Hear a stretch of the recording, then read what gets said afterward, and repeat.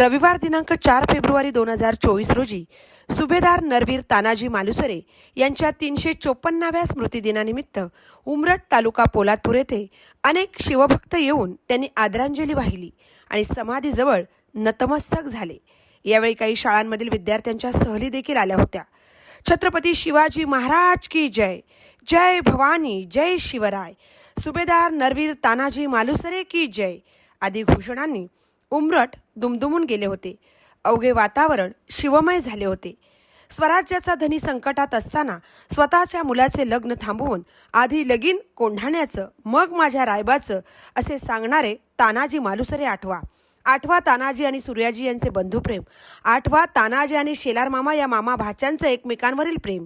ही भूमी त्यागाची आहे, पराक्रमाची आहे, इथे या, नतमस्तक व्हा असं अनेकांनी सांगितलं। महामुंबई चॅनेलसह मिलिंद खारपाटील, उमरठ, पोलादपूर।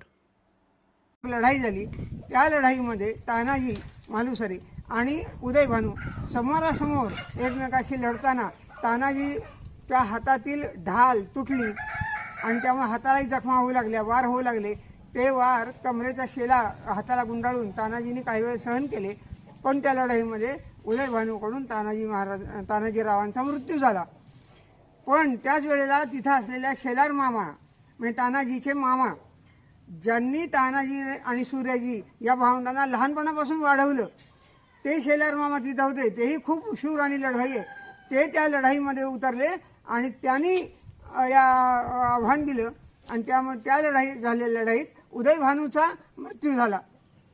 पुढं हे सिंहगड घेतला ही बातमी राजगडावर महाराजांना समजली। सिंहगडावर गवताच्या गंजी पेटवण्यात आल्या, ती खूण होती आणि महाराज लगेच निघाले राजगडावरनं, सिंहगडावर येऊन पोचले। जेव्हा त्यांना दिसलं की लक्षात आलं त्यांच्या तानाजीचा मृत्यू झालेला आहे, तर त्यांना खूप दुःख झालं। त्यांच्या तोंडी त्यावेळी असे उद्गार आहेत बखरीमध्ये की एक गड आला पण एक गड गेला, असे त्यांचे दुःखाने उद्गार काढले। पुढं मावळ्यांनी तानाजीचं मृतदेह मधून मढ्या घाटातून इथपर्यंत आणला, हे तानाजीचं गाव असल्यामुळं, आणि इथं त्यांचे अंत्यसंस्कार झाले, म्हणून तानाजीरावांचं स्मारक या ठिकाणी आहे। आज 4 फेब्रुवारी सुभेदार नरवीर तानाजी मालुसरे यांची पुण्यतिथी, या निमित्ताने आज आम्ही उमरठ या गावी आलेलो आहोत।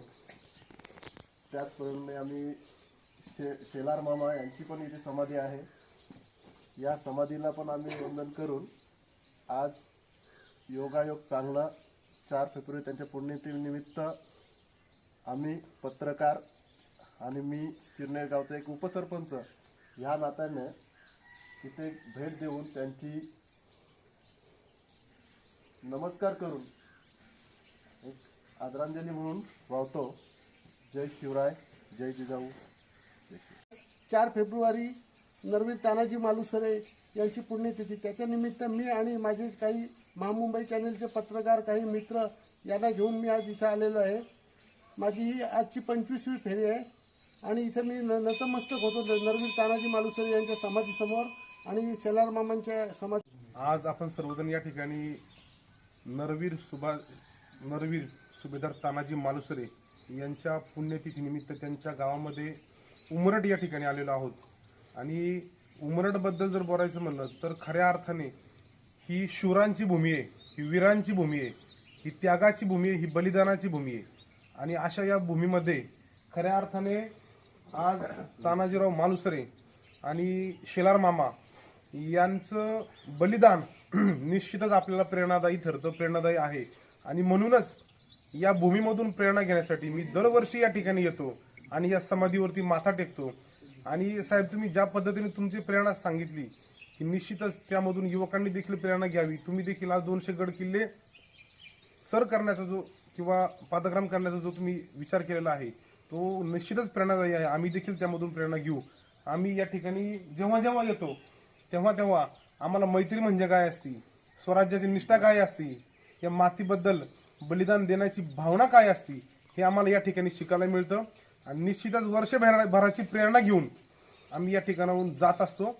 आणि आपणही इथं येतात दरवर्षी, हे ऐकून फार मनाला आनंद वाटला. आणि अशाच प्रकारे जेव्हा नरवीर सुभेदार तानाजी मालुसरे आणि शेलार मामा यांची शौर्य कथा सांगण्याची वेळ आली तर अंगावरती काटा आल्याशिवाय राहू शकत नाही. आणि ह्या शौर्य कथा आपण सांगायच्या कशासाठी, तर आपणही त्यामधून प्रेरणा घ्यावी आणि आपल्याबरोबर आपल्या पुढच्या पिढीला देखील त्यातून प्रेरणा द्यावी. हा त्यामागचा खरा उद्देश असेल तर तो आपला सफल झाल्याशिवाय राहणार नाही. या ठिकाणी माथा टेकवताना मन भरून येतं आणि तुम्हा सर्वांचं देखील येत असणार, याबद्दल शंकाच नाही. तर तशाच पद्धतीने आपण आपल्या पुढच्या पिढीला देखील, ज्याप्रमाणे साहेब या ठिकाणी दरवर्षी येतात, तुमच्या मित्रांना घेऊन येतात, त्याच पद्धतीने आपण देखील याल आणि यावं आम्ही देखील निश्चित न चुकता येणार, अशी मी आपल्या सर्वांना यांच्या साक्षीने ग्वाही द्यायचा प्रयत्न करतो, ग्वाही देतो आणि माझं मनोगत थांबवतो. जय जिजाऊ, जय शिवराय. मा मुंबई चॅनलकडून आपल्याला खूप खूप धन्यवाद. धन्यवाद साहेब, खूप खूप धन्यवाद.